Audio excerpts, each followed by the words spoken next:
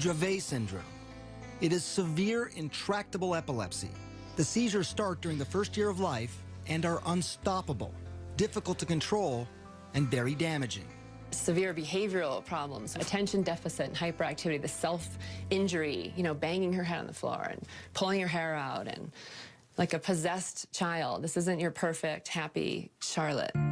It was a race against time. Many Dravet kids die young, in early childhood. Charlotte was almost 3. For the next 2 years, the Figgies tried everything. Strange diets, acupuncture, and dozens of powerful drugs like Valium, Ativan, phenobarbital. But nothing seemed to help. Even worse, some of the medications nearly killed her. After 1 dose, she stops breathing, and after 2 doses, her heart will stop. Did you have to do CPR then on her yourself? Yes. I remember when her heart stopped and I had her pulse. There you are. And then, Charlotte's condition got worse. 300 seizures a week, almost 2 every hour. She was not talking or moving, basically catatonic.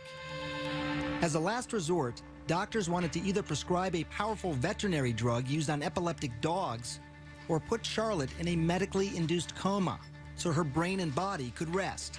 So severe, it had the potential to kill her. They had already tried dozens of high-powered drugs. We needed to try something else, and at that point in time, marijuana was that natural course of action to try. At home in Colorado, Paige searched for marijuana high in CBD. That's the ingredient some scientists think helps seizures, and also low in THC. Remember, she didn't want to get her daughter stoned.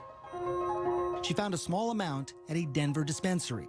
The owner was surprised that anyone would even want it. They said it's funny because no one buys this, that was the general consensus. Nobody wanted it. It didn't have any effect. Paige paid $800 for a small bag and took it home. I had a friend that was starting a business on making medicine, and I said, can you help me extract the medicine from this bag of marijuana? I measured it with a syringe and squirted it under her tongue. It was exciting and very nerve-wracking.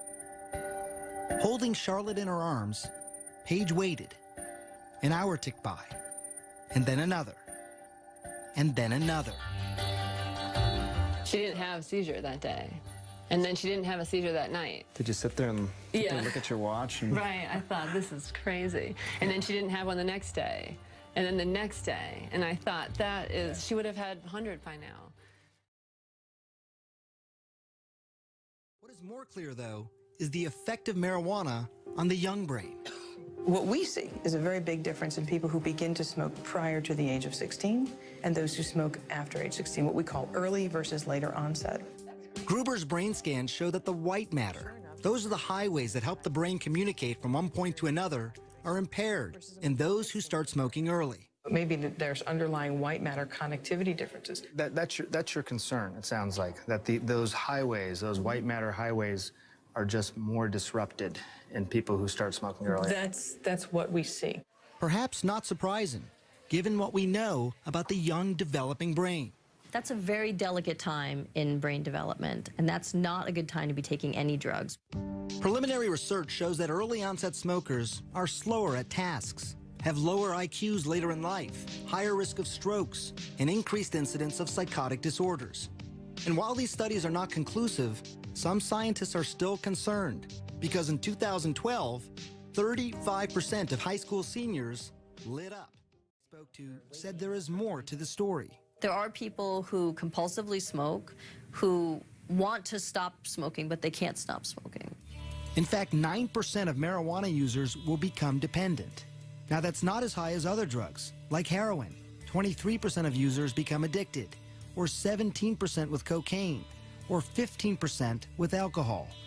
But it's still approximately 1 out of every 11 marijuana smokers. There's no longer any scientific debate that marijuana is not just psychologically addictive, but also physically addictive. So give me an update. How you doing? Dr. Christian Thurstone runs one of Colorado's largest youth substance abuse treatment clinics. The number of marijuana addicts he treats has tripled in the last 3 years alone. Literally, I cried about it. Marijuana is #1 on their list of priorities. They have dropped out of life